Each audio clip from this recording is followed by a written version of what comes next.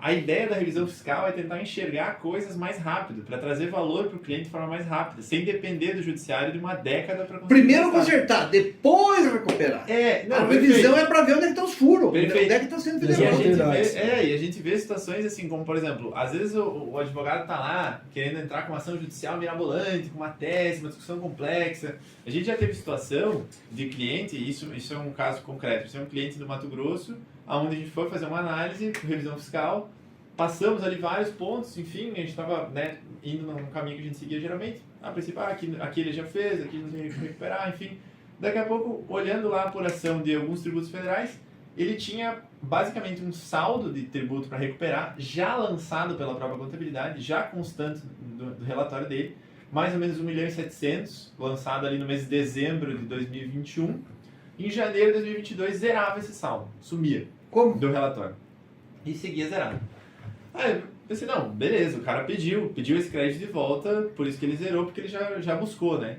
Fui procurar nos pedidos, nenhum tipo de pedido tinha sido feito. Quer dizer, foi um erro na virada do ano, na hora de lançar a informação de janeiro, o cara puxou os dados de dezembro, mas perdeu aquela informação, perdeu aquele saldo. E simplesmente sumiu dentro da contabilidade. Então é um cliente onde a gente simplesmente chegou para solicitar para o governo o pagamento de um saldo que já tinha sido apurado por ele mesmo, que já tinha sido lançado por ele mesmo, aonde faltava alguém para... Não, mas olha só... Alguém cobrar, alguém mandar o boleto. Dá para pedir, isso aqui é dinheiro, dá para pedir de volta. Você tá falando de 1.700.000. 1.700.000, entendeu? Então, só que isso que acontece, é tanto relatório, é tanto arquivo, é tanta informação, é tanto tributo, assim... Os tributos principais são menos de 10, mas no total, a última vez que eu vi, mais ou menos 84 tributos no Brasil, né? É muito tributo, é muita regrinha, é muito relatório. E as coisas se perdem. Por maior que seja o valor, as coisas se perdem. Então, dentro de uma revisão fiscal, às vezes a gente vai encontrar uma situação como essa. E chegar pro cara e dizer assim, olha só, tem 1.700.000 aqui para pedir, tu vai receber dinheiro de volta. Um processo administrativo rápido. Eu vou fazer um processo administrativo, tem nada um ano ali mais ou menos para receber, mas geralmente a Receita tem pago, os nossos clientes têm recebido em torno de 6 meses, mais ou menos. Claro, tá tudo certo, não tem erro, para quê? Então assim, não é curioso que tenha que vir alguém de fora para enxergar um negócio assim e trazer esse resultado, né? Então a ideia da revisão fiscal que eu vejo é muito nesse sentido, é buscar soluções que gerem valor para o cliente de verdade, a curto prazo, médio prazo, sempre dentro da lei, sempre dentro daquilo que é defensável, enfim, né, perante os tribunais, perante a Receita. E uma coisa que a gente precisa esclarecer, e que muitas vezes é um equívoco que as pessoas cometem, é o de que a revisão fiscal feita por nós, ela não busca erros do contador. Né? A gente não está olhando atrás de coisas que o contador fez errado. Sim. Nem sempre é isso. O contador ele tem a formação dele, que é importantíssima, mas que é diferente da formação do advogado. E a gente tem muitas situações no direito tributário que elas são situações de interpretação legal, são situações subjetivas, muitas vezes subjetivas, né, que tu precisa ter um conhecimento jurídico para tu identificar aquela oportunidade. E é isso que a gente busca muitas vezes fazer. Muitas vezes a gente não está diante de um erro do contador.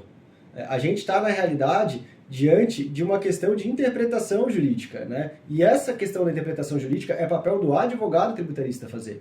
Não é a obrigação do contador fazer. Né? Então, por isso que é importante a gente proceder a essa revisão para identificar, com base na nossa expertise, que é diferente da expertise do contador, oportunidades que deixaram de ser aproveitadas. Né? E aí sim a gente consegue localizar não só questões mais simples, como aquela que o Henrique trouxe aqui anteriormente, mas questões também um pouco mais complexas envolvendo efetivamente interpretação jurídica. Né? Teve um caso legal esse ano também, foi fevereiro desse ano que a gente atendeu um supermercado do interior, assim, um supermercado já com um certo porte, mas um supermercado pequeno, né? Não era uma coisa Você assim. fala do interior, o que não for Florianópolis é interior, é isso? É de Palhoça, de Iguaçu pra frente, é tudo interior, é isso, São José? Não, cidade de menos de 10 mil habitantes. Ah, tá. Pequeno mesmo. Pequeno, Pequeno. cidade pequena. E assim, melhor não falar cidade para não, né? Mas enfim. E esse supermercado ele foi autuado pelo Estado de Santa Catarina por erros na apuração do imposto estadual dele, do ICMS, e ele recebeu essa notificação cobrando dele 3.300.000.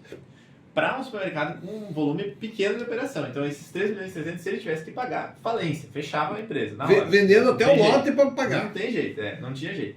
Então, assim, E aí a gente foi analisar a situação, aí, de novo, chegou em cima da hora, prazo curtíssimo, como sempre, eu estava viajando no Mato Grosso, inclusive, nesses dias, e aí a gente, não, mas a gente tem internamente na equipe do escritório, além do nosso trabalho, tem contadores internos, enfim, então a gente consegue fazer uma análise bem ampla, a gente tem sistemas que fazem análise desses dados todos, e aí a gente ganha velocidade por causa disso. Mas aí é até um exemplo de uma situação de revisão fiscal que a gente usou numa defesa, né? Então a empresa recebeu a certificação de 3.300.000. Chegou pra gente a situação em que sentido, assim? Relato do próprio contador, relato da própria empresa. Cara, o Estado pegou, quando o Estado pegou tinha muito erro de cadastro de produto, o Estado pegou, estava tudo errado, e aí, palavras do contador, sabe que quando eles vêm com fundamento, não tem jeito, os caras estão calçados, vão vir cobrar, tá difícil, é um caso difícil de defender, enfim. E realmente, assim, à primeira vista a gente falou, não, realmente esse aqui é complicado, parece complicado, erro de cadastro, análise item a item, enfim. Quando a gente, mas ó, vamos fazer a defesa, vamos fazer uma análise, vamos fazer uma auditoria primeiro, e aí com o resultado da nossa auditoria a gente faz a defesa, se couber a defesa, dependendo do nosso resultado. Na hora da auditoria, começando a ler o relatório, já deu para ver o seguinte, assim, primeiro anexo da fiscalização, dizia em cima assim, anexo tal, fiscalização, malha de cadastro de produto. Este anexo pode ser apresentado junto à cobrança pelo auditor fiscal por opção, não é obrigatório. Esse anexo ele simplesmente é um modelo que explica qual foi o cruzamento de informação que o sistema da Receita fez. Quando eu li aquela frase ali, já me veio a ideia na cabeça, cara, esse anexo aqui é modelo. Quer dizer, não é um anexo de fiscalização do nosso cliente, é um modelo do Estado. Padrão para tudo. Que o auditor anexa, se ele quiser, padrão para tudo, dizendo o que o sistema do Estado fez. E aí tu vai olhando, na verdade, assim, foi no botão automático, né? O Estado, muitas vezes o auditor trabalha assim, hoje em dia, até pelo volume, mas enfim. E ele simplesmente lançou aquilo e cobrou. Só que o que acontece? O Estado só olhou o lado que interessava a ele. Só olhou os erros de cadastro de produto naquilo que reduziu o imposto. E aí teria essa diferença de imposto para ser cobrado. Só que esse nosso cliente ele tinha errado do outro lado também. Ele tinha errado do lado que beneficiava ele. Como ele tinha o cadastro errado dos dois lados, e como o ICMS é um imposto que prevê crédito e débito, não vale a pena entrar aqui, senão vai ficar muito técnico. Não, mas eu conheço muito assim, bem. O que você compra vem um crédito junto, você compra lógico. tem crédito, o que você vende tem débito. Lógico. O Estado só olhou o débito, não olhou o crédito. Na hora que a gente foi fazer a auditoria, foi fazer o levantamento, na verdade o nosso cliente não está devendo nada para o Estado. Ele ainda tinha 400 mil a receber. Então, nessa defesa, a gente não só pediu a anulação da cobrança como um todo, mas também os 400 mil a mais que ele chegou a receber. E daí? Ainda não foi julgada, né? Foi julgada Tá na defesa correndo. prévia, se não me engano, foi a defesa prévia, já foi julgada, mas a gente vai seguir. A gente ainda segue. É uma briga que vai longe, mas assim, é interessante como algo que chega ali, é planilha, informação, é dado, anexo, o cara olha assim, nossa, não, fizeram um trabalho muito bem feito aqui. Não fizeram, não. Rodaram um robô ali, o sistema automático, ninguém leu, ninguém olhou aquilo e tá passando. Agora tu imagina se essa empresa não tivesse procurado no escritório de advocacia para fazer a defesa. Se ela tivesse Falia totalmente. ela ia à falência para pagar uma dívida que na verdade não existe. Ele tem saldo credor. Ele tem saldo credor e acabava a história da empresa, da família, da empreendedora e construiu aquilo por décadas por causa de um sistema do Estado que cobra o negócio do jeito automático e porque não tem ninguém do outro lado para criticar. Interpretar. Então tu vê a relevância, a gente está falando de vidas, de histórias, né? É a história daquela família que construiu aquele negócio no interior que poderia ter acabado ali. Então é um caso que assim, a gente tem bastante confiança no resultado, mas provavelmente vai demorar, né? Então basicamente o que a gente faz nesses trabalhos de revisão fiscal é isso. A gente passa um pente fino na empresa, né? Em busca de oportunidades, né? Em busca de eventuais falhas também, como o Henrique já havia pontuado.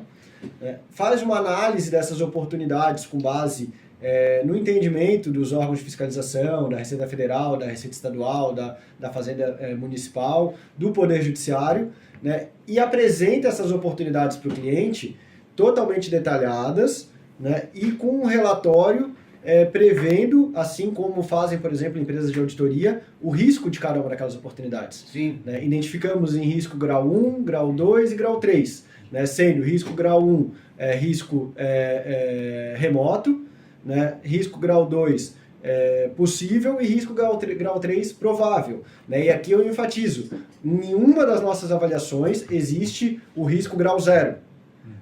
O menor risco sempre será o risco grau 1. Isso em virtude da insegurança jurídica que a gente tem no nosso país.